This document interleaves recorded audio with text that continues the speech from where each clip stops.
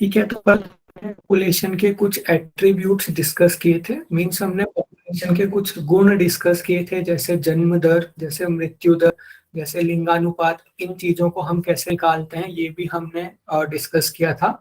आज हम बात करेंगे पॉपुलेशन ग्रोथ के ऊपर इसे ही हम जनसंख्या वृद्धि कहते हैं।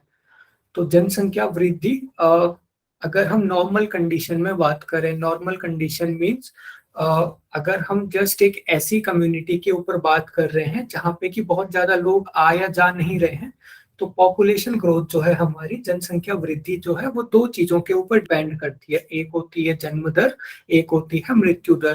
तो अगर कोई पॉपुलेशन ऐसी है जिसमें कि जन्म दर ज्यादा है और मृत्यु दर कम है, तो वो पॉपुलेशन धीरे धीरे ग्रो करेगी। इसके साथ ही अगर हम किसी ऐसी पॉपुलेशन को डिस्कस कर रहे हैं जिस पॉपुलेशन में बाहर से भी लोग आ रहे हैं एंड लोग वहां से बाहर जा रहे हैं, तो वहां पे जन्म दर और मृत्यु दर के साथ साथ एक और फैक्टर वहां पे उस पॉपुलेशन को प्रभावित करता है। उसे हम कहते हैं इमिग्रेशन एंड एमिग्रेशन। जो सर इमिग्रेशन जन्म है, दर और ये क्या है? जन्म दर और ये क्या बोल रहे हैं? एक बार प्लीज इंग्लिश में बता दीजिए। जन्म दर और मृत्यु दर, birth rate and death rate, जो हमने कल डिस्कस किए थे। Okay okay. हाँ जी। एंड उसके अलावा अगर कोई पॉपुलेशन ऐसी है जिसमें कि बाहर से लोग आ रहे हैं एंड उस पॉपुलेशन से भी लोग बाहर जा रहे हैं, तो वहां पे दो चीजें और आ जाती हैं। एक चीज हो गई हमारी इमिग्रेशन, जिसे हम आप्रवास कहते हैं हिंदी में। इमिग्रेशन क्या होता है? अगर बाहर की पॉपुलेशन से, हमने पॉपुलेशन का एक एक करेक्टरिस्टिक हमने डिस्कस किया था ना, पॉपुलेशन हमेशा एक निश्चित जियोग्राफिकल एरिया की होती है। जैसे इंडिया की अगर हम पॉपुलेशन की बात करें, तो यहाँ पे जो निश्चित जियोग्राफिकल एरिया कौन सा हो गया? इंडिया का हमारा जितना रीजन है वो निश्चित जियोग्राफिकल एरिया हो गया। तो अगर उस जियोग्राफिकल एरिया में उसके बाहर से कुछ और इंडिविजुअल्स आ रहे हैं, कुछ और लोग वहां पे आ रहे हैं, तो उसे हम आप्रवास कहते हैं। एंड अगर उस जियोग्राफिकल एरिया से बाहर कुछ लोग जा रहे हैं, तो उसे हम एमिग्रेशन कहते हैं या फिर उत्प्रवास कहते हैं। तो जनसंख्या जो वृद्धि है उसको आप्रवास और उत्प्रवास भी प्रभावित करते हैं। इमिग्रेशन एंड एमिग्रेशन भी उसको प्रभावित करता है। कैसे प्रभावित करेगा? जितना ज्यादा किसी पॉपुलेशन में इमिग्रेशन होगा, उतना उसकी जनसंख्या बढ़ेगी। एंड जितना ज्यादा किसी पॉपुलेशन में एमिग्रेशन होगा, उत्प्रवास होगा, उतनी ज्यादा उसकी पॉपुलेशन कम होगी। यानी कि अगर हम एक फॉर्मूला बनाने का सोचे पॉपुलेशन ग्रोथ का, तो पॉपुलेशन ग्रोथ हमारी हो जाएगी birth rate minus death rate. एक तो हम इसका निकाल लेंगे, दूसरा इमिग्रेशन माइनस एमिग्रेशन।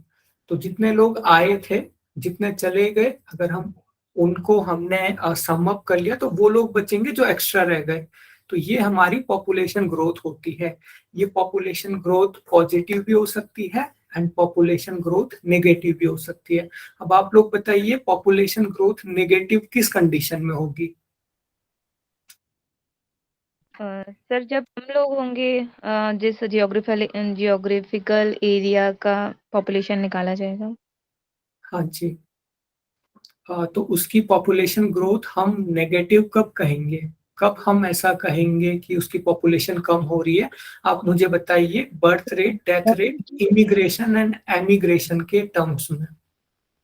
इमिग्रेशन ज्यादा होगा, हाँ इमिग्रेशन जी। ज्यादा होगा, इमिग्रेशन कम होगा। हाँ जी। And immigration immigration. हाँ, अगर आप एमिग्रेशन ज्यादा है इमिग्रेशन से, तो वो पॉपुलेशन धीरे धीरे कम होती जाएगी।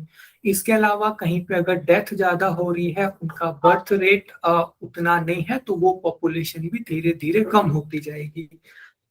जैसे अगर अभी हम बात करें कि कौन सी पॉपुलेशन अभी ग्रोथ फेज में है, तो हमारी इंडिया की पॉपुलेशन, यहाँ पे जो बर्थ रेट है वो काफी ज्यादा है, लेकिन डेथ रेट बहुत कम है। इसीलिए जो हमारी पॉपुलेशन है धीरे धीरे बढ़ती जा रही है। लेकिन अगर हम अभी चाइना की पॉपुलेशन की बात करें, तो चाइना में काफी टाइम से एक पॉलिसी है जिसे हम वन चाइल्ड पॉलिसी कहते हैं। तो वन चाइल्ड पॉलिसी में दो पेरेंट्स हैं एंड उनका जस्ट एक चाइल्ड होता है। तो अभी उनकी पॉपुलेशन एकदम डिक्लाइन तो नहीं कहेंगे हम, लेकिन उनकी बर्थ एंड डेथ रेट लगभग लगभग इक्वल हो गए। उनकी पॉपुलेशन अभी मेंटेन हुई है, लेकिन अगर वहां पे थोड़े टाइम में क्या होता है, डेथ ज्यादा होंगी तो उनकी पॉपुलेशन जो है वो डिक्लाइन करना स्टार्ट कर जाएगी। वहां पे हम उसे नेगेटिव पॉपुलेशन ग्रोथ कहेंगे, नकारात्मक जनसंख्या वृद्धि। क्लियर हुआ पॉपुलेशन ग्रोथ? सर जब मतलब पॉपुलेशन Yes. डिक्रीज होगी तो फिर नेगेटिव पॉपुलेशन ग्रोथ। हाँ, उसे हम नेगेटिव पॉपुलेशन ग्रोथ कहेंगे। एंड पॉपुलेशन इंक्रीज हो रही है तो वो पॉपुलेशन ग्रोथ तो है ही, उसके आगे से आप पॉजिटिव टर्म लगा भी सकते हो या फिर नेगेटिव टर्म वहां पे साइलेंट भी रहता है। अब हम बात करते हैं एक नेचुरल इन्वायरमेंट में कैसे स्पीसीज की पॉपुलेशन ग्रो होती है। उनकी जो पॉपुलेशन ग्रोथ होगी, अभी हम नेचुरल एक इन्वायरमेंट की बात करेंगे। तो दो तरह की पॉपुलेशन ग्रोथ हमें देखने को मिलती है। एक पॉपुलेशन ग्रोथ होती है एक्सपोनेंशियल ग्रोथ, एंड एक पॉपुलेशन ग्रोथ होती है जिसे हम लॉजिस्टिक ग्रोथ कहते हैं। तो एक्सपोनेंशियल ग्रोथ हम किसे कहते हैं? एक्सपोनेंशियल ग्रोथ, फॉर एग्जांपल कोई बैक्टीरिया है, वो 2 में डिवाइड हुआ, ये 2 बैक्टीरिया फिर 4 में डिवाइड हुए, 4 8 में डिवाइड हुआ, 8 उसके बाद 16 में, 16 32, 32 फिर 64 में, ऐसे करके एक्सपोनेंशियली ग्रोथ हो रही है ना, 2 की पावर में ग्रोथ हो रही है। पहले 2 थे, उसके बाद 4 हुए, फिर वहां से 8 16 32 64 एंड उसके बाद 128, ऐसे करके एक्सपोनेंशियली पॉपुलेशन का ग्रोथ हो रहा है। तो इन जनरल तो पॉपुलेशन का ग्रोथ ऐसे ही होना चाहिए, लेकिन ये जो एक्सपोनेंशियल ग्रोथ है ये आइडियल या फिर रियल ग्रोथ नहीं मानी जाती, वो हम अभी डिस्कस करेंगे क्यों। पहले ये एक्सपोनेंशियल ग्रोथ समझ में आई आपको? Sir just like a cell division, मतलब जस्ट लाइक सेल डिवीजन। जैसे हम माइटोसिस देखते हैं ना, 1 से 2 बन रहे हैं, फिर वो 2 से 4 बनेंगे, 4 से 8 बनेंगे, तो इसे हम एक्सपोनेंशियल ग्रोथ कहते हैं। अगर हम इसके ग्राफ को देखें तो ये डिफरेंशिएशन नहीं देखना है आपको, जो dn/dt है ये डिफरेंशिएशन नहीं पढ़ना है हमें, हमें जस्ट इसका ग्राफ पढ़ना है। तो ये जो आप यहाँ पे रेड लाइन देख रहे हो, पहले इस ग्राफ को समझ लेते हैं हम। इस तरफ है टाइम, जो हमारा एक्स एक्सिस है उस पर टाइम बढ़ रहा है, एंड वाई एक्सिस में हमारी पॉपुलेशन बढ़ रही है, या फिर हम पॉपुलेशन डेंसिटी के साथ भी इसे रिलेट कर सकते हैं। तो जो एक्सपोनेंशियल ग्रोथ होगी वो 1 से 2 हो रही थी, 2 से 4 हो रही थी, तो टाइम के साथ साथ एकदम बढ़ती जाती है। जैसे जैसे टाइम बढ़ेगा वैसे वैसे ग्रोथ और ज्यादा ऊपर की तरफ जाती रहेगी। इसे हम एक्सपोनेंशियल, को फिर से समझा दीजिए प्लीज। हाँ जी, ग्राफ समझने के लिए ना आपको पहले थोड़ा इसकी मैथ्स को समझना पड़ेगा। पहले ये 1 से 2 हो रहे थे, 2 से 4 हो रहे थे, तो थोड़ा स्लो स्लो इनकी पॉपुलेशन बढ़ रही थी ना। लेकिन जैसे जैसे एक्सपोनेंशियल आगे जाएगा, जैसे वो 32 से 64 होंगे या फिर 64 से सीधे 128 होंगे, तो बहुत बड़ी जंप कर रहे हैं ना वो। तो शुरू शुरू में इनकी ग्रोथ थोड़ी सी स्लो होगी, फिर वो बढ़ती जाएगी एंड एक्सपोनेंशियली सीधे ऊपर की तरफ जाती जाएगी।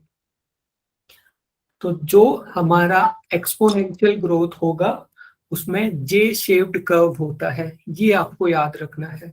जो एक्सपोनेंशियल पॉपुलेशन ग्रोथ होगा उसमें जे शेप्ड कर्व होगा, क्योंकि स्टार्टिंग में थोड़ा स्लो स्लो बढ़ रही है, 1 से 2 हो रहे हैं, 2 से 4 हो रहे हैं, 4 से 8 हो रहे हैं, लेकिन फिर सीधा 8 से 16 एक ही बार में हो गए, फिर 16 से 32 एक ही बार में हो गए। तो इसीलिए ये ग्राफ पहले धीरे धीरे बढ़ता है, फिर एकदम से ऊपर की तरफ जाता है। इसे हम कहते हैं एक्सपोनेंशियल ग्रोथ। जे शेप्ड कर्व आपको याद रखना है। अब आप लोग मुझे ये बताइए, नेचर में एक्सपोनेंशियल ग्रोथ क्यों नहीं हो सकती है? जैसे हम ह्यूमंस की भी एक्सपोनेंशियल ग्रोथ नहीं होती है, तो क्यों नहीं सर एक्सपोनेंशियल? उसमें डेथ रेट आएगा तो फिर वो डाउन होगा ना, तो अप डाउन चलता रहेगा ना। हाँ जी, एक हमारा पॉइंट डेथ रेट का भी है, लेकिन मेन जो यहाँ पे पॉइंट आता है वो होता है कैरिंग कैपेसिटी। हमारे आसपास रिसोर्सेस तो लिमिटेड है ना। For limitation, yes sir. Example, हम किसी कंट्री में रह रहे हैं जहाँ पे 128 लोगों को फीड करने के लिए प्रॉपर रिसोर्सेज हैं।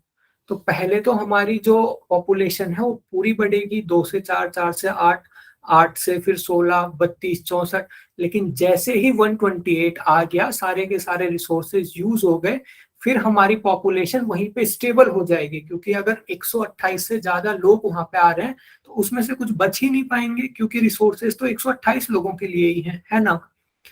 तो जब हम रियलिटी में पॉपुलेशन ग्रोथ की बात करते हैं, वहां पे हम एक्सपोनेंशियल ग्रोथ को नहीं मानते, वहां पे एक्सपोनेंशियल ग्रोथ नहीं होती।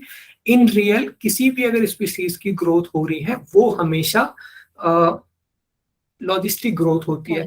आप लोग देखो, जो लॉयन या सर फिर एक जो बार होते हैं, ना, आपकी आवाज कट हो रही थी बीच बीच में बार बार, एक बार दोबारा बता दीजिए। कहाँ क्लियर है, पे? क्लियर है। सर ओके, वैसे आपको कहाँ सर पे आवाज से चली जा रही है। सभी लोगों को कट हो रही है आवाज? नो सर, क्लियर है। नहीं सर, क्लियर आई है। सर आपको कहाँ पे से वॉल्यूम कट हुआ? मैं वहां पे सबको रिपीट कर लूंगा। कभी कभी हो जाती है सर, कभी कभी। ओके, तो आप मुझे बता दीजिए जब मैं फिर से चीजें वहां पे रिपीट कर लूंगा। तो आपको मैं ये बता रहा था कि जो हमारी पॉपुलेशन ग्रोथ है, वो एक्सपोनेंशियल होनी तो चाहिए, लेकिन एक टाइम के बाद जहां पे हम रह रहे हैं, उस एरिया की एक लिमिट आ जाती है कि वो इतने ही लोगों को संभाल सकता है। तो उस लिमिट पे आने पे जो पॉपुलेशन है वो फिर स्टेबल होना स्टार्ट हो जाती है। नहीं तो आप एक चीज सोच सकते हो, अगर हम बात करते हैं जैसे जो वाइल्ड एनिमल्स हैं, जैसे आपके शेर हो गए, आपके हम कैट्स वगैरह को भी ले सकते हैं। तो इनके कितने कब्स होते हैं, कितने इनके उसके बाद नेक्स्ट जनरेशन में काफी सारे इनके जो नेक्स्ट जनरेशन है उसमें काफी सारे इंडिविजुअल्स होते हैं। जैसे जो अगर हम एक की बात करें तो उसके अराउंड लगभग लगभग 4 से 5 बच्चे हो जाते हैं। तो इस तरीके से तो कैट की पॉपुलेशन बिल्कुल आसमान चढ़ जानी चाहिए थी, लेकिन कैट की पॉपुलेशन भी हमारे आसपास स्टेबल बन के रहती है। उसके पीछे का रीजन ये इन्वायरमेंट की, आसपास जो इन्वायरमेंट है उसकी एक फिक्स कैपेसिटी ही है कि उस इन्वायरमेंट में बिल्लियों के लिए इतने ही रिसोर्सेज हैं, उससे ज्यादा बिल्लियों की संख्या होगी तो खुद ब खुद उसमें से कुछ खत्म हो जाएंगे, क्योंकि रिसोर्सेज तो फिक्स हैं। तो ये जो दूसरी टाइप की ग्रोथ है, इसे हम लॉजिस्टिक ग्रोथ कहते हैं। समझ में आया आप लोगों को? सर ये मतलब ये कह सकते हैं जो एक्सपोनेंशियल ग्रोथ है वो ह्यूमंस पर ही लागू होगा, और उसके नहीं, नेक्स्ट जो अदर स्पीसीज पर। जो ह्यूमंस भी है ना, उनकी भी कभी एक्सपोनेंशियल ग्रोथ नहीं हो सकती है।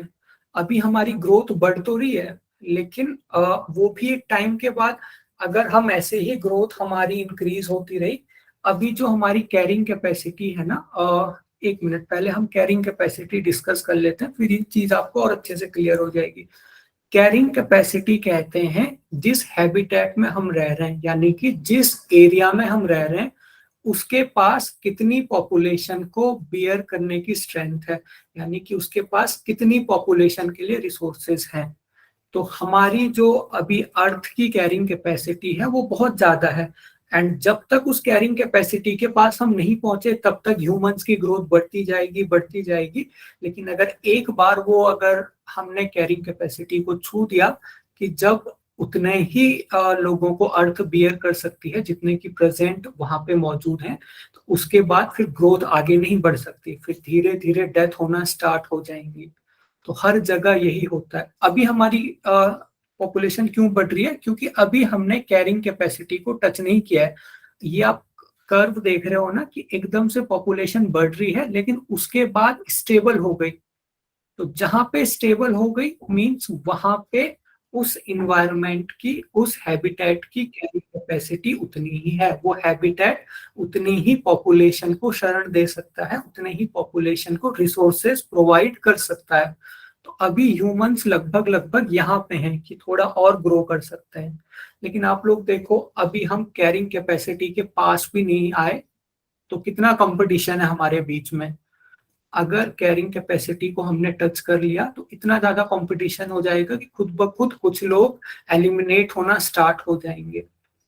क्लियर हुआ? Yes sir. सर अब तो आपने ये टर्म जैसे समझा दिया कैरिंग कैपेसिटी, तो अब इसके कॉन्टेक्स्ट में ये लॉजिस्ट वो वाला दूसरा वाला जो आप बता रहे थे, मतलब वो वाला बता हाँ, दीजिए। जो लॉजिस्टिक आपका वाला। एक्सपोनेंशियल ग्रोथ है, एक्सपोनेंशियल ग्रोथ मींस वो एक तरह की वो जो एक्सपोनेंशियल ग्रोथ है वो एक तरह की थ्योरेटिकल ग्रोथ है कि अगर हम ये मान के चल रहे हैं कि हैबिटेट के पास इन्फिनिट रिसोर्सेज हैं, हैबिटेट के पास अनंत संसाधन है, वो कितने भी लोगों को एक टाइम पे रिसोर्सेज प्रोवाइड कर सकते हैं, तो फिर हमारी ग्रोथ ऐसे होगी, सीधे ऊपर की तरफ जाएगी, क्योंकि संसाधनों की तो कोई कमी होगी नहीं, तो ग्रोथ हमेशा बढ़ती रहेगी, 1 से 2, 2 से 4, 4 से 8, 8 से 16। तो क्वेश्चन आपको यही आएगा कि कोई इन्वायरमेंट में अगर अनलिमिटेड रिसोर्सेज हैं तो वहां पे कैसी ग्रोथ होगी, वहां पे हमेशा आपकी कैसी ग्रोथ होगी, आप बताइए। फर्स्ट वाली एक्सप्लोरेशन वाली। एक्सपोनेंशियल ग्रोथ होगी। इसके अगेंस्ट इन रियल क्या होता है, जो हमारा हैबिटेट है जहां पे हम रह रहे हैं, उसकी कोई ना कोई क्षमता होती है कि वो इतने ही लोगों को संसाधन प्रोवाइड कर सकता है, वहां पे इतने ही लोग आराम से रह सकते हैं। जैसे कि हमारा इंडिया है, तो जो हमारे फूड रिसोर्सेज हैं वो लिमिटेड हैं, जॉब्स लिमिटेड हैं, इसके अलावा पानी लिमिटेड है, एयर भी अब तो लिमिटेड हो गई है। तो अगर एक लेवल से ज्यादा इंडिविजुअल वहां पे बढ़ गए तो धीरे धीरे कुछ लोग एलिमिनेट होना स्टार्ट हो जाएंगे, एंड ग्रोथ जो है हमारी वो थम जाएगी एक टाइम के सर बाद। 1 सेकेंड।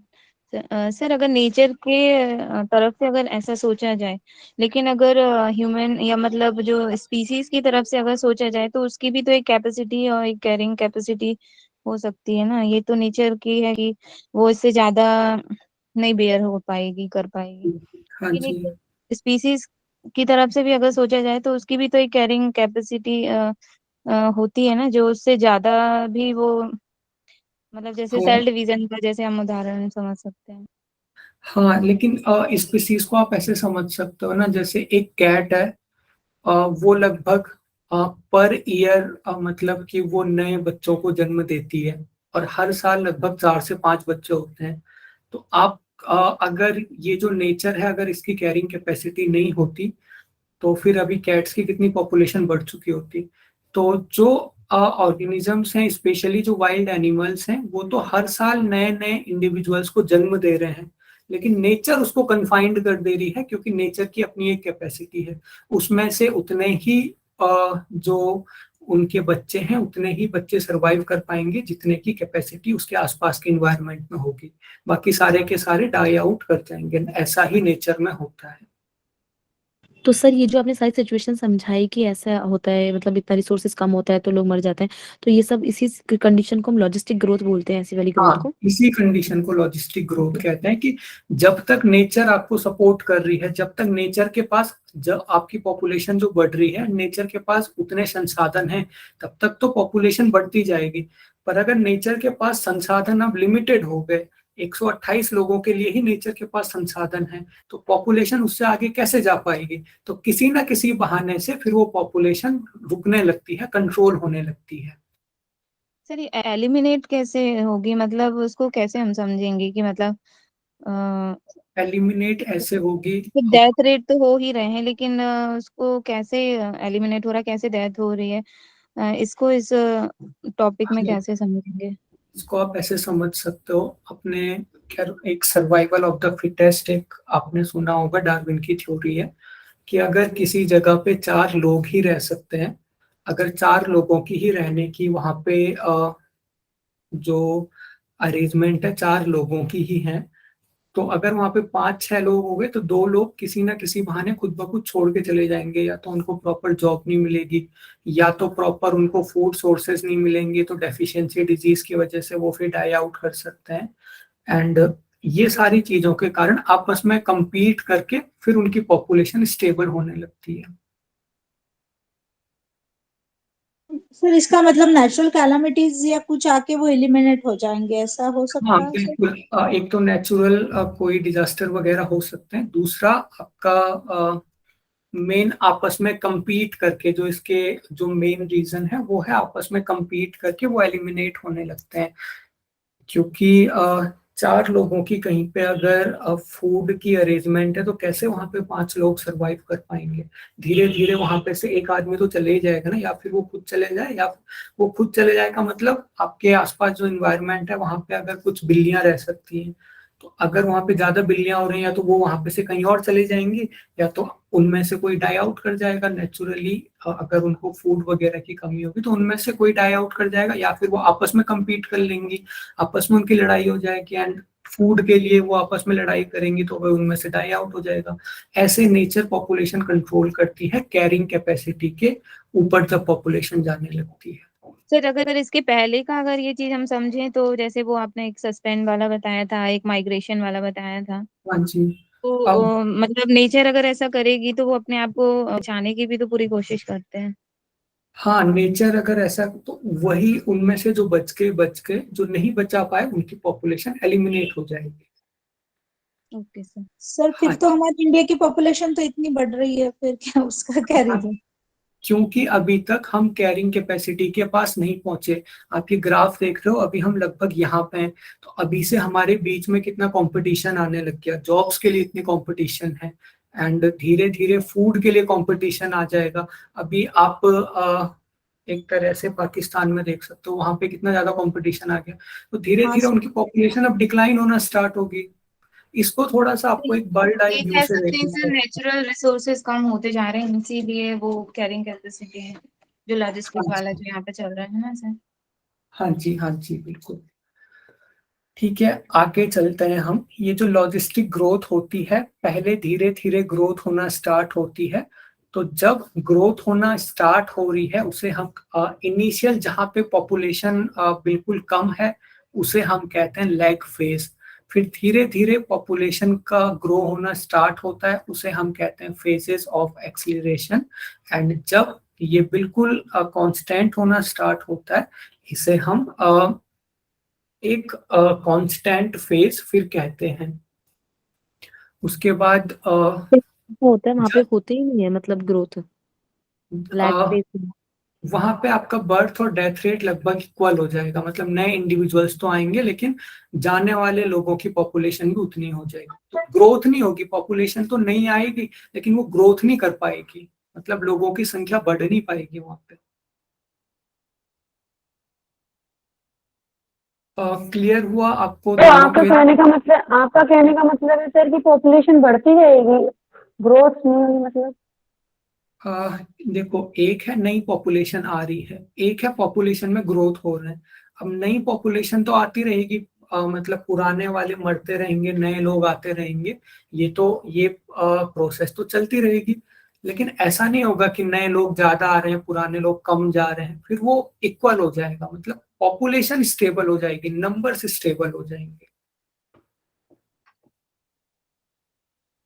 क्लियर हुआ? इस चीज को क्या शब्द बोला सर, क्या कहेंगे इसको? Yes sir. किस चीज के लिए?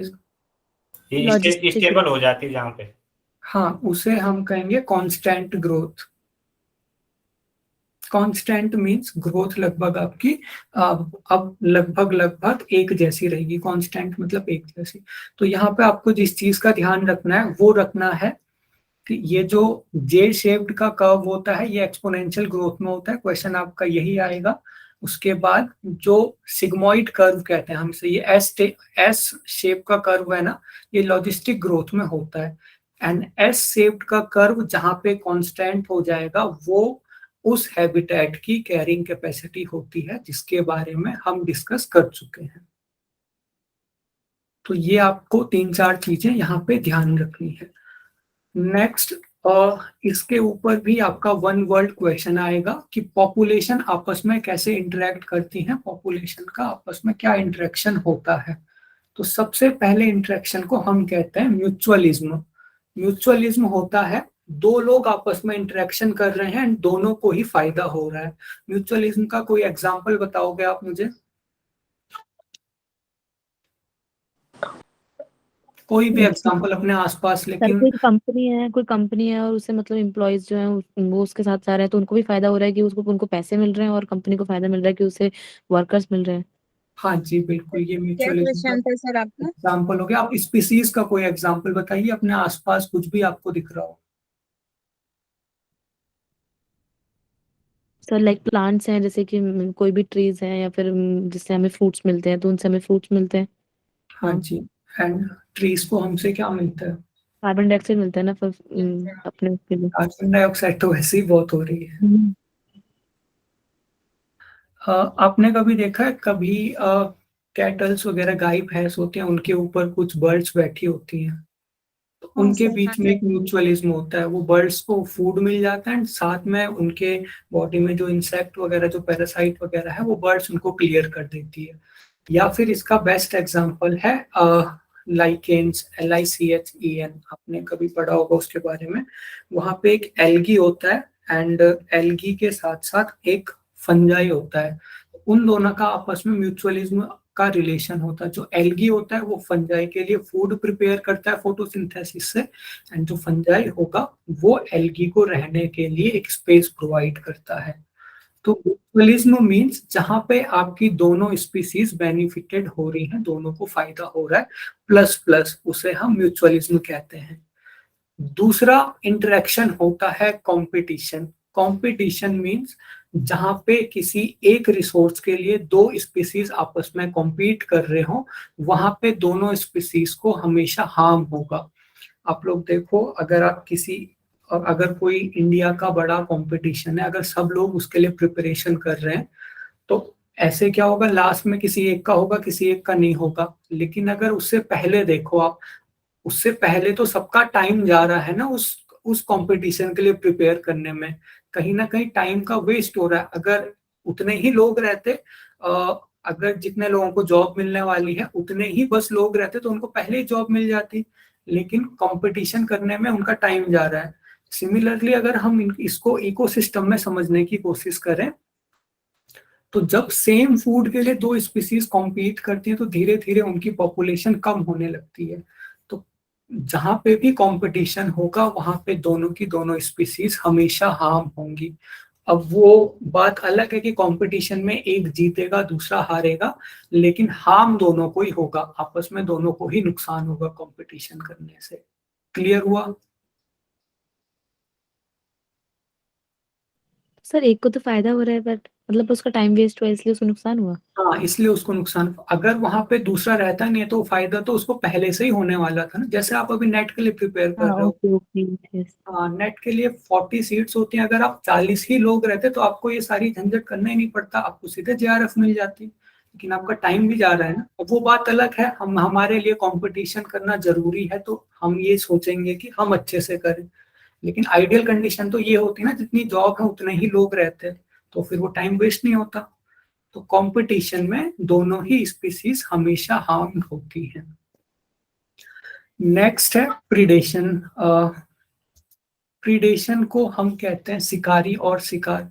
मींस यहाँ पे क्या होगा, एक स्पीसीज बेनिफिट होगा एक स्पीसीज को और दूसरी स्पीसीज को हार्म होगा। जैसे फॉर एग्जांपल कोई शेर है, वो किसी हिरन का शिकार कर रहा है, तो शेर तो हमारा प्रीडेटर हो गया जिसको की बेनिफिट हो रहा है, एंड हिरन को नुकसान हो रहा है, वो प्रे हो गया हमारा। तो प्रीडेशन में क्या होगा, प्लस और माइनस की रिलेशनशिप होती है, एक को फायदा होगा दूसरे को नुकसान होगा। बिल्कुल सिमिलर रिलेशन हमारे पैरासाइटिज्म में होती है। पैरासाइट हम किसे कहते हैं, एक ऐसा ऑर्गेनिज्म जो किसी दूसरे ऑर्गेनिज्म पे डिपेंड होता है अपनी एग्जिस्टेंस के लिए, खुद जीने के लिए वो किसी दूसरे इंडिविजुअल पे डिपेंड होता है। जैसे अभी कोविड-19 वायरस आया था, या फिर हम मलेरिया का वायरस देखते हैं, या फिर हम टाइफाइड का बैक्टीरिया देखते हैं। तो ये सारे बैक्टीरिया, ऐसा नहीं है कि इनकी कोई ह्यूमन से पर्सनल दुश्मनी है। इन वायरस को ऐसा नहीं है कि हमारी शक्ल अच्छी नहीं लगती इसीलिए हमें कोविड-19 दे दिया इन्होंने, ये हमें फीवर हमारी बॉडी में लेके आ रहे हैं। ये अपने एग्जिस्टेंस के लिए इनको एक बॉडी चाहिए, तो इनको तो उस बॉडी से फायदा हो रहा है, लेकिन जो होस्ट है जिसकी बॉडी में ये रह रहे हैं उन्हें तो नुकसान हो रहा है ना।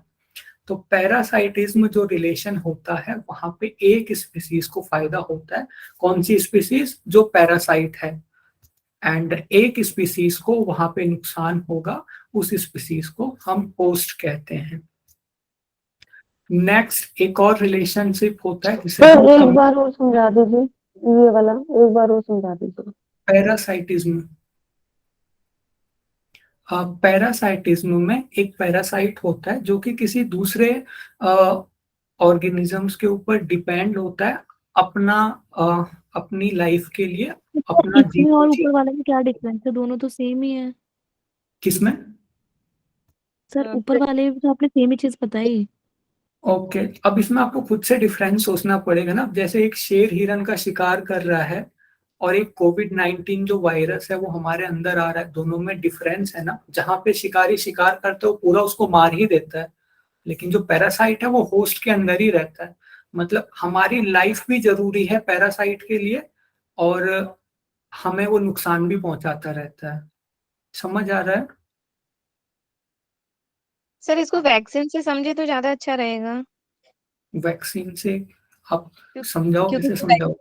क्योंकि सर जो वैक्सीन बनती है उसमें भी तो मतलब जैसे अगर कोविड का वैक्सीन है या मलेरिया, तो उसमें कुछ पॉइंट तक उस वायरस को डाला जाता है ताकि आपके अंदर वो चीजें डेवलप हो, हाँ, वायरस का इम्यून सिस्टम। इनएक्टिव पार्ट रहता यस है, कई बार वो वायरस नहीं भी होता, जस्ट उसकी प्रोटीन होती है। हाँ, आप समझ सकते हो, लेकिन आपको डिफरेंस क्लियर होना चाहिए। जैसे एक प्रीडिएटर, एक शिकारी है, वो शिकार को एक ही बार में खत्म कर देता है, उसको फिर शिकार की लाइफ से कोई लेना देना नहीं है। लेकिन जो पैरासाइट होगा उसे तो ये भी चाहिए ना कि हम जीवित रहे, ताकि वो अपना फूड हमसे टाइम टू टाइम लेता रहे। तो भले ही इन दोनों में सेम चीज होती है, प्लस और माइनस, लेकिन दो अलग अलग चीज है ये। एक पैरासाइट होता है, एक प्रीडिएटर होता है। तो इसको वाइल्ड एनिमल्स के साथ समझ सकते हैं तो इजी रहेगा, मतलब जो प्रीडेशन हाँ, है और है ना। वाइल्ड एनिमल आप ऐसे समझ सकते हो जैसे जो हिरन है उसका शेर के साथ प्रीडेशन वाला रिलेशन है, लेकिन हिरन की बॉडी में जो भी पैरासाइट बैक्टीरिया वगैरह या फिर कोई इंसेक्ट है जो कि उसकी बॉडी में रह के ब्लड शक कर रहा है, उसके साथ उसका पैरासाइटिज्म वाला रिलेशन हो गया। Okay okay. बट सर जैसे कोविड में तो लोग मर भी जाते हैं, फिर वो क्या उसमें आ जाएगा, ऊपर वाले में आ जाएगा? नहीं, कोविड में लोग मर क्यों जाते हैं? क्योंकि जो पैरासाइट था उसका कोई गोल नहीं था हमें मारना। उसका गोल बस इतना सा था कि उसके लिए एक बॉडी मिल जाए रहने के लिए, उसको मल्टीप्लाई करने के लिए। अब उसकी वजह से हमारी बॉडी में कुछ ऐसे चेंजेस आ रहे हैं जिसकी वजह से जो ह्यूमंस हैं वो मर जा रहे हैं, तो वो एक अलग चीज है। लेकिन उसका गोल यही था कि उसको टाइम के साथ एक बॉडी मिल जाए जहाँ पे वो अपनी पॉपुलेशन को मल्टीप्लाई कर सके। Okay sir. एंड इसमें ऐसा भी इसमें ऐसा भी हो पैरासाइट सकता यानी है कि दूसरों पे जिंदा रहने वाले ऐसे बोल सकते हैं। हाँ जी, परजीवी। हाँ, मुझे वो और टर्म सर याद इसमें नहीं। ऐसा भी है सर कि जो लोग हेल्दी थे वो तो नहीं गए, इसका मतलब कहीं ना कहीं जो ह्यूमन की गलती थी वही एग्जिस्ट हो गए। हाँ जी, अब ये तो पूरा एक अलग टॉपिक हो गया, थोड़ा मोरालिटी का, थोड़ा एनाटॉमी वगैरह का। बाकी यहाँ पे हम वही करेंगे। सही बोल रहे हो आप, लेकिन अब इस चीज को हम डिस्कस नहीं कर सकते ना, क्योंकि वैसे ही टाइम कम है। तो हम आगे चलते हैं अब कमेंसलिज्म पर। कमेंसलिज्म एक ऐसी रिलेशनशिप होती है जिसमें एक को बेनिफिट होता है और दूसरा अनअफेक्टेड रहता है। अब इसका एग्जांपल दीजिए आप लोग। सर एक बार और हिंदी में बता दीजिए क्या बताया इसका मतलब। कमेंसलिज्म मतलब एक स्पीसीज को फायदा होगा और एक स्पीसीज अनअफेक्टेड रहेगी, मतलब उसको कोई प्रभाव नहीं पड़ेगा उस पर। सर जैसे गाय हमको दूध देती है पर गाय पे कोई इफेक्ट नहीं होता, हम उस जो दूध लेते हैं उससे तो ऐसा। हाँ, पर गाय को हम चारा तो दे ही रहे हैं ना। हाँ सर, नहीं बट उस पर इफेक्ट नहीं होता ना सर, वो चीज का अफेक्टेड नहीं, जो बोल उसको रहे हैं आप। फूड मिल रहा है, हमें भी फूड मिल रहा है। कमेंसलिज्म का बेस्ट एग्जांपल होता है, आपने कभी कहीं पे अगर हल चलते हुए देखा है, जहाँ पे जमीन को जोता जाता है, जमीन जहाँ पे हल चलाता है ना, तो वहां पे जो बैल है वो आगे आगे चलते हैं। तो बैल जहां जहां पे चल रहे हैं वहां वहां के इंसेक्ट बाहर आ जाते हैं, तो जो बर्ड्स हैं वो उन बैलों के साथ चलती रहती हैं। और बैलों का और बर्ड्स का क्या रिलेशन हो गया? बैलों की वजह से उन्हें फूड मिल रहा है बर्ड्स को, लेकिन बैलों को तो कोई फर्क नहीं पड़ रहा है ना, उनको तो वैसे भी उससे कोई मतलब नहीं है। तो ऐसे रिलेशन को हम कमेंसलिज्म कहते हैं। तो जस्ट मैं आपको एग्जांपल के लिए समझा रहा हूँ, आपको ये टर्म याद रखनी है, क्योंकि शायद पिछली बार क्वेश्चन आया था कमेंसलिज्म में क्या होता है, किस एक को बेनिफिट होता है, दूसरे को भी बेनिफिट होता है। आपको ये चीजें याद रखनी है कि कौन सी रिलेशनशिप में क्या हो रहा है। उसके बाद नेक्स्ट जो रिलेशन होता है उसे हम अमेंसलिज्म कहते हैं, जो कि कमेंसलिज्म का पूरी तरह से उल्टा है। यहाँ पे दो स्पीसीज के इंटरेक्शन में एक को हार्म होगा और दूसरे को कोई फर्क नहीं पड़ेगा। अब अगर हम यहाँ पे बात करें बैलों की एंड नीचे जो इंसेक्ट है, अगर हम उनका इंटरेक्शन देख रहे हैं तो बैलों की वजह से इंसेक्ट्स की लाइफ खत्म हो रही है, लेकिन बैलों को तो कोई फर्क नहीं पड़ रहा है, तो वो रिलेशन हो गई अमेंसलिज्म का रिलेशन।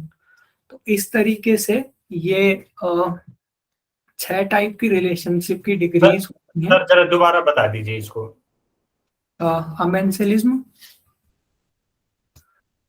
अमेंसलिज्म होगा एक को फायदा हो, एक को नुकसान होगा और दूसरे को कोई फर्क नहीं पड़ेगा। मतलब कि एक स्पीसीज दूसरे स्पीसीज को हार्म कर रही है, लेकिन जो स्पीसीज हार्म कर रही है उसका कोई मोटिव नहीं है, वहां पे उसको कुछ भी फर्क नहीं पड़ रहा है।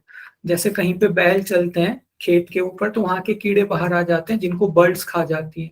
तो अगर हम बैलों का और वहां के कीड़ों का रिलेशनशिप देखें तो बैलों की वजह से जो कीड़े हैं वो हार्म हो रहे हैं, एक को नुकसान हो रहा है, लेकिन बैलों को तो फायदा भी नहीं हो रहा है, नुकसान भी नहीं हो रहा है, तो दूसरी स्पीसीज अनअफेक्टेड है। इसे हम अमेंसलिज्म कहते हैं। ठीक है, आगे चलते हैं हम। क्लियर सर हुआ? ये इसका क्या एग्जांपल बताया था कमेंसलिज्म? पॉजिटिव नेगेटिव क्या किया है सर? ये पॉजिटिव साइड में बताया है कि एक स्पीसीज को प्लस का मतलब बेनिफिट है और माइनस का मतलब हार्म है। तो म्यूचुअलिज्म में दोनों प्लस हैं, दोनों को फायदा हो रहा है। कंपटीशन में दोनों माइनस हैं, दोनों को नुकसान हो रहा है। प्रीडेशन में एक को फायदा हो रहा है, एक को नुकसान हो रहा है। पैरासाइटिज्म में भी ऐसा ही हो रहा है। कमेंसलिज्म में एक को फायदा हो रहा है, दूसरा जीरो है, उसको कुछ फर्क नहीं पड़ रहा है। और ये एग्जाम्पल कमेंसलिज्म में मैंने आपको दिया था, बैलों का एग्जाम्पल, उसके साथ जो बर्ड्स हैं उनका एग्जाम्पल। कहीं पे अगर बैल चल रहे हैं तो उनकी वजह से बर्ड को खाना मिल रहा है, इंसेक्ट मिल रहे हैं वहां पे के, और साथ में बैलों को कोई फर्क नहीं पड़ रहा है। तो इस रिलेशनशिप को हम कमेंसलिज्म कहते हैं। अब सबसे इम्पोर्टेंट टॉपिक, हाँ जी, क्वेश्चन कैसे पूछा जाएगा इसके ऊपर? क्वेश्चन आपसे बस यही पूछा जाएगा कि म्यूचुअलिज्म में क्या होगा, दोनों स्पीसीज बेनिफिट होंगी। पैरासाइटिज्म में क्या होगा, क्वेश्चन ऐसे ही आएगा, वन वर्ड क्वेश्चन आएगा, if a species is being benefited. Last वाला बता दीजिए, लास्ट वाला। अमेंसलिज्म में एक को हार्म होगा एंड एक अनअफेक्टेड रहेगी स्पीसीज। एक को फायदा हो रहा है एंड एक स्पीसीज को कोई फर्क नहीं पड़ रहा है। ये अमेंसलिज्म का रिलेशन है। ठीक है, आगे हम स्टार्ट करते हैं हमारा सबसे इम्पोर्टेंट टॉपिक, इकोसिस्टम के कंपोनेंट्स, इकोसिस्टम के फंक्शन क्या क्या है, एक इकोसिस्टम कैसे काम करता है। तो इकोसिस्टम में 4 चीजें होती हैं जिसकी वजह से एक इकोसिस्टम पूरी तरह से फंक्शनल रहता है, जिसकी वजह से एक इकोसिस्टम एग्जिस्ट कर सकता है। तो एक इकोसिस्टम को एग्जिस्ट करने के लिए 4 चीजें चाहिए। एक तो वहां पे कुछ ना कुछ प्रोड्यूस हो रहा हो। अगर वहां पे कुछ प्रोड्यूस ही नहीं हो रहा है तो वहां के सारे एनिमल्स खाएंगे क्या, वहां पे लाइफ कैसे स्टार्ट होगी। दूसरा है वहां पे डिकम्पोज होनी चाहिए, मींस जो बायोटिक कंपोनेंट खत्म हो गए उनका डिकम्पोज होना भी जरूरी है। आप लोग इमेजिन कीजिए, अगर हमारे जो एनिमल्स खत्म होते हैं या फिर ह्यूमंस जो खत्म हो जाते हैं, अगर उनकी डेड बॉडी ऐसी की जैसी है वैसे ही पड़ी रहती, वो डिकम्पोज नहीं होती, तो फिर बहुत सारे डिजीज वगैरह फैल जाते एंड एक इकोसिस्टम फिर एग्जिस्ट नहीं कर सकता था। नेक्स्ट है एनर्जी फ्लो। एक जो इकोसिस्टम है उसमें एनर्जी फ्लो करनी चाहिए एक एनिमल से दूसरे एनिमल में, क्योंकि जो हमारी सारी की सारी सनलाइट है उसको कौन यूज कर रहा है, नेचर पूरा जो भी लोग हैं, सनलाइट सारे लोग। को, हाँ जी, सनलाइट को प्लांट बस यूज कर रहे हैं। तो अगर एनर्जी फ्लो नहीं करेगी, अगर एनर्जी एक स्पीसीज से दूसरी स्पीसीज में बहेगी नहीं, तो सारा का सारा तो बस प्लांट ही रह जाएंगे। उसके बाद है न्यूट्रिएंट साइक्लिंग। न्यूट्रिएंट साइक्लिंग हम कहते हैं, जैसे हमारी बॉडी है, हमारी बॉडी में फास्फोरस, कैल्शियम वगैरह है। अब न्यूट्रिएंट्स तो सारे के सारे फिक्स हैं अर्थ में, ऐसा तो है नहीं कि नए न्यूट्रिएंट्स एलियन आ रहे हैं और अर्थ पे पूरा छिड़काव कर रहे हैं नए न्यूट्रिएंट्स का। जितने न्यूट्रिएंट्स हैं वो इनफ हैं, तो उनकी रिसाइकलिंग करनी जरूरी है। अभी मेरी बॉडी में फॉस्फोरस, कैल्शियम वगैरह है, मैं चले जाऊंगा तो यही न्यूट्रिएंट्स फिर अर्थ में चले जाएंगे, वहां पे से फिर से ये किसी प्लांट के थ्रू फिर से बायोटिक कंपोनेंट में घूमेंगे, तो इसे हम कहते हैं न्यूट्रिएंट साइक्लिंग। तो न्यूट्रिएंट साइक्लिंग तो इम्पोर्टेंट नहीं है, क्वेश्चन आपका आएगा मोस्टली एनर्जी फ्लो से। इस बार का जो नेट हुआ था हमारा, उसमें भी एनर्जी फ्लो से ही क्वेश्चन आया था।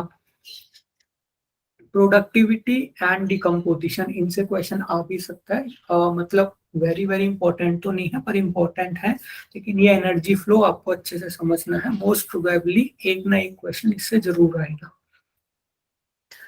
सबसे पहले बात करते हैं हम प्रोडक्टिविटी की। तो प्रोडक्टिविटी मीन्स किसी चीज को प्रोड्यूस करना, किसी चीज का निर्माण करना। तो अभी हमारा जो पूरा अर्थ का इकोसिस्टम चल रहा है, उसका अल्टीमेट सोर्स क्या है? सन उसका अल्टीमेट सोर्स है। एंड सन की ही हेल्प से जो प्लांट्स हैं वो ग्लूकोज वगैरह प्रोड्यूस करते हैं, ग्लूकोज वगैरह का प्रोडक्शन करते हैं। एंड इन्हीं सब चीजों को हमने प्रोडक्टिविटी में पढ़ना है।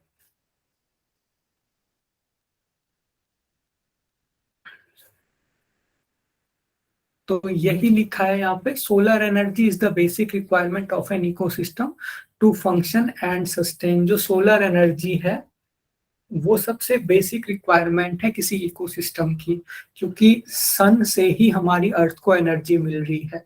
आप लोग देखो, आप जो भी खाना खाते हो, अगर आप वेजिटेरियन फूड खा रहे हो, प्लांट्स, तो प्लांट कैसे बने हुए हैं? प्लांट भी सनलाइट की एनर्जी को ट्रैप करते हैं।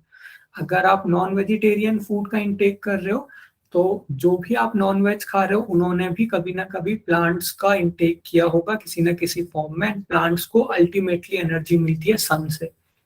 इसके अलावा हम अपनी जो ईस्टर्न फिलॉसफी है, ईस्टर्न फिलॉसफी में हमारा योग आ जाता है, हमारे 6 दर्शन आ जाते हैं। इसके अलावा ईस्टर्न फिलॉसफी में चाइना की फिलॉसफी आ जाती है, जिसे हम यिन यांग फिलॉसफी कहते हैं। इसके अलावा जापान की फिलॉसफी आ जाती है। तो सारी की सारी जो ईस्टर्न फिलॉसफी है, वहां पे सन का बहुत ज्यादा इंपॉर्टेंस है। स्टार्टिंग से ही सन को काफी इंपॉर्टेंस दिया हुआ है, क्योंकि उनको पहले से पता था कि अल्टीमेट सोर्स जो है वो सन ही है। तो सन से जो एनर्जी आ रही है, उस एनर्जी की हेल्प से हमारी अर्थ के लिए प्रोडक्शन कौन कर रहा है? प्लांट कर रहे हैं। तो इसी में हम प्राइमरी प्रोडक्शन पढ़ेंगे। प्राइमरी प्रोडक्शन आप लोगों को क्लियर होना चाहिए, सेकेंडरी प्रोडक्शन क्लियर होना चाहिए, क्योंकि ये क्वेश्चन आपका आ जाएगा, आ सकता है। प्राइमरी प्रोडक्शन हम किसे कहते हैं? प्राइमरी प्रोडक्शन हम कहते हैं अमाउंट ऑफ बायोमास। बायोमास कहते हैं ऑर्गेनिक मैटर, जैसे जो हमारे प्लांट हैं वो क्या बनाते हैं सनलाइट की प्रेजेंस में?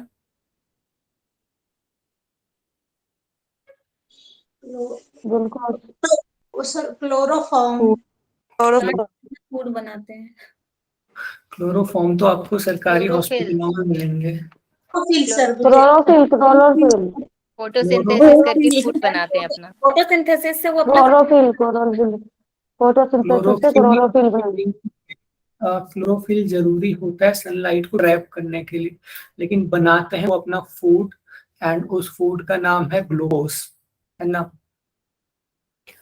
तो जितना वो बायोमास बनाएंगे, प्लांट जितना बायोमास बनाएंगे पर यूनिट एरिया, एक यूनिट एरिया में एक टाइम पीरियड में जितना बायोमास बनाएंगे ड्यूरिंग फोटोसिंथेसिस, उसे हम कहते हैं primary production.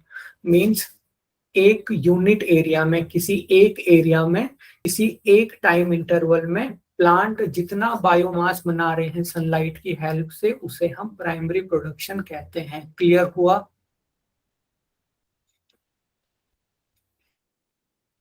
Primary production clear हुआ आप लोगों को? सर एक बार और बता दीजिए प्लीज। एक गिवन एरिया में, एक गिवन टाइम पीरियड में, मतलब किसी एक क्षेत्र में एक निश्चित अवधि में जो हमारे पेड़ पौधे हैं वो जितना बायोमास बना रहे हैं सनलाइट की हेल्प से, उसे हम प्राइमरी प्रोडक्शन कहते हैं।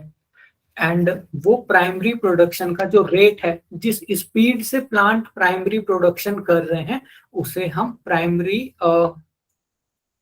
हम प्रोडक्टिविटी कहते हैं।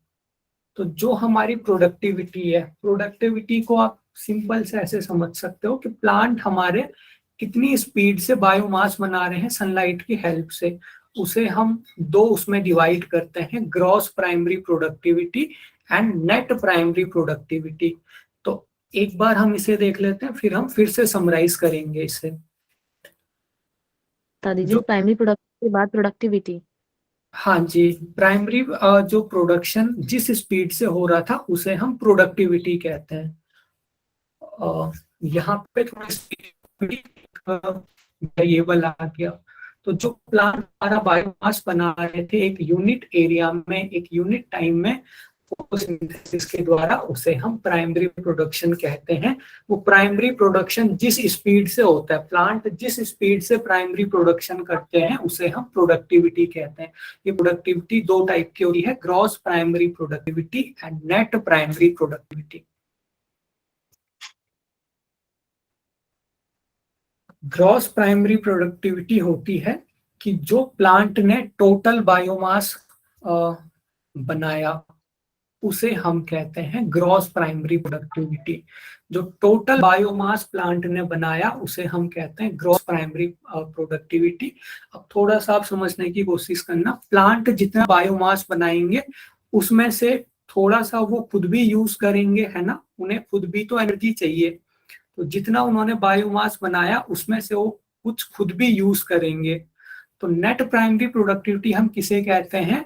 ग्रॉस प्राइमरी प्रोडक्टिविटी में प्लांट्स ने जो बायोमास बनाया था उसमें से उन्होंने खुद थोड़ा सा यूज कर लिया अपने लिए, जितना आगे के ऑर्गेनिजम्स के लिए बच गया उसे हम नेट प्राइमरी प्रोडक्टिविटी कहते हैं।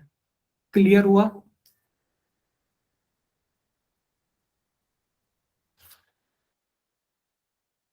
सर ऐसा समझ सकते हैं कि मतलब जितना उसने सन की हेल्प से जितना भी बायोमास बनाया वो ग्रॉस प्राइमरी प्रोडक्टिविटी कहलाएगा। हाँ, और ये नेक्स्ट नेट वाला जो है वो बचा हुआ जितना भी यूज किया हमने जितना, वो एक मैं आपको एक बार फिर से एक्सप्लेन करता हूँ। सबसे पहले हम प्रोडक्शन देखते हैं। तो एक यूनिट एरिया में, एक यूनिट टाइम पीरियड में प्लांट्स जितना फूड बना रहे थे, हम बायोमास नहीं लेते, हम जस्ट फूड ले लेते हैं, ठीक है, फूड मींस ग्लूकोज। तो प्लांट जितना फूड बना रहे थे एक टाइम पीरियड में, एक यूनिट एरिया में, उसे हम प्राइमरी प्रोडक्शन कह रहे थे। जिस स्पीड से प्लांट फूड बना रहे थे उसे हमने प्रोडक्टिविटी कहा। उसके बाद ग्रॉस प्राइमरी प्रोडक्टिविटी क्या हो गई कि जो टोटल प्लांट ने फूड बनाया वो ग्रॉस प्राइमरी प्रोडक्टिविटी हो गई। अब उसमें से कुछ फूड प्लांट भी यूज करेंगे क्योंकि प्लांट को भी जीना है, उनको भी फूड चाहिए एनर्जी क्रिएट करने के लिए। तो उसमें से प्लांट ने कुछ फूड खुद यूज कर लिया एंड कुछ फूड रह गया उन्हीं के पास जिसको आगे के एनिमल्स यूज करेंगे। तो जो फूड आगे के एनिमल्स के लिए अवेलेबल होता है उसे हम नेट प्राइमरी प्रोडक्टिविटी कहते हैं। मुझे लगता है आपको काफी क्लियर हो गया होगा। क्लियर हुआ आप लोगों को? यस सर, क्लियर हो गया है। बट सर एक बात ये बता दीजिए कि नेट प्राइमरी प्रोडक्टिविटी में लाइक जैसे कि कोई एग्जांपल बता देंगे? आप ऐसे समझ सकते हो,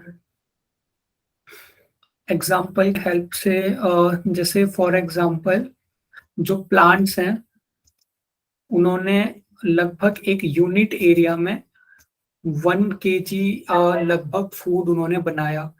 तो वो 1 kg हमारा प्राइमरी प्रोडक्शन हो गया, मीन्स 1 kg फूड उन्होंने बनाया तो प्राइमरी प्रोडक्शन हो गया।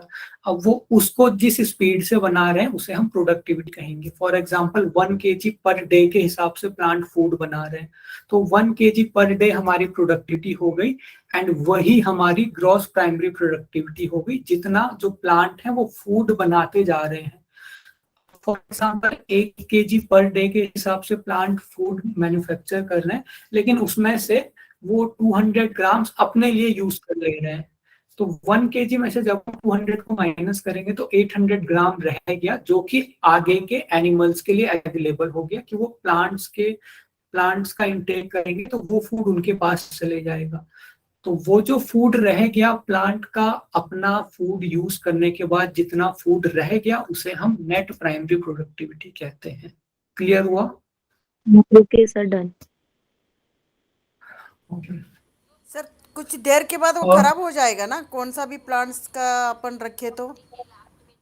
हाँ, वो खराब हो जाएगा, लेकिन अब हम उसकी प्राणियों के लिए यूजलेस हो जाएगा ना वो। हाँ, जितना प्राणियों के लिए अवेलेबल है उसे ही हम नेट प्राइमरी प्रोडक्टिविटी कहते हैं। अब उसमें से बात अलग है, कितना जो एनिमल्स हैं वो कितना वेस्ट यूज होता है करते हैं, वो कितना उस छू देते हैं, वो अलग, वो मतलब वो वो अलग अलग बात है। अलग तरीके से हो गया। ओके ओके ठीक है sir, okay next thank you. हम डिस्कस करते हैं सेकेंडरी प्रोडक्टिविटी। तो सेकेंडरी प्रोडक्टिविटी हम किसे कहते हैं? जैसे प्लांट सनलाइट की हेल्प से बायोमास बना रहे थे, वैसे ही जो कंज्यूमर्स हैं वो भी प्लांट को खा के अपनी बॉडी बना रहे हैं ना, उनकी बॉडी का भी वेट बढ़ रहा है प्लांट को कंज्यूम करके। तो जिस स्पीड से जो कंज्यूमर्स हैं वो बायोमास को बना रहे हैं उसे हम सेकेंडरी प्रोडक्टिविटी कहते हैं। क्लियर हुआ? सर एक बार और रिपीट प्लीज।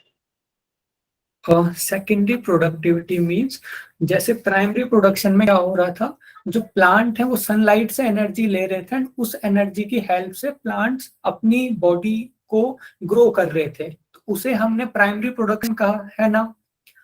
अब जो कंज्यूमर्स हैं यानी कि जो प्लांट्स को खा रहे हैं, प्लांट्स को खा के अपनी बॉडी को ग्रो कर रहे हैं, तो जिस स्पीड से वो अपनी बॉडी को ग्रो कर रहे हैं, जिस स्पीड से वो अपनी बॉडी में बायोमास बना रहे हैं, उसे हम कहते हैं सेकेंडरी प्रोडक्टिविटी।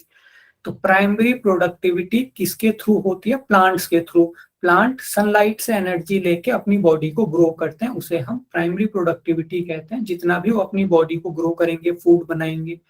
और सेकेंडरी प्रोडक्टिविटी हो गई कि प्लांट्स को खा के जो कंज्यूमर्स अपनी बॉडी को ग्रो कर रहे हैं, जितना अपनी बॉडी में बायोमास बना रहे हैं, उसे हम सेकेंडरी प्रोडक्टिविटी कहते हैं। सर एग्जाम्पल ह्यूमन बीइंग, हम ही अपने आप को ही लेंगे ना सर, हम प्लांट्स को खा रहे हैं, ऐसा है? हाँ, और जितना ज्यादा हमारी जो बॉडी है वो ग्रो करती जा रही है, उसके हिसाब से हमारी बॉडी में भी बायोमास बढ़ता जा रहा है, एंड उसी को हम कहते हैं सेकेंडरी प्रोडक्टिविटी। तो सर उस सर आपका कहने का मतलब है कि प्लांट्स के माध्यम से जो दूसरे व्यक्ति खा रहे हैं और वो अपनी बॉडी को ग्रो कर रहे हैं, उसे बोलेंगे सेकेंडरी। हाँ, वो सेकेंडरी प्रोडक्टिविटी हो गई। अब वो एनिमल्स जितने भी कल हम पढ़ेंगे, कौन से एनिमल्स हैं जो बस प्लांट्स के ऊपर डिपेंड होते हैं, ये सारी चीजें अब हम कल पढ़ेंगे। तो आज की क्लास यहीं पे एंड करते हैं हम, आज की क्लास का टाइम हो गया है। Thank you so much sir. Thank you thank you बहुत ही अच्छा थैंक यू लगा। Sir, nice session. Thank you sir, very good session. Very nice. Thank you very much. Have a nice day sir आपके लिए। Thank you sir.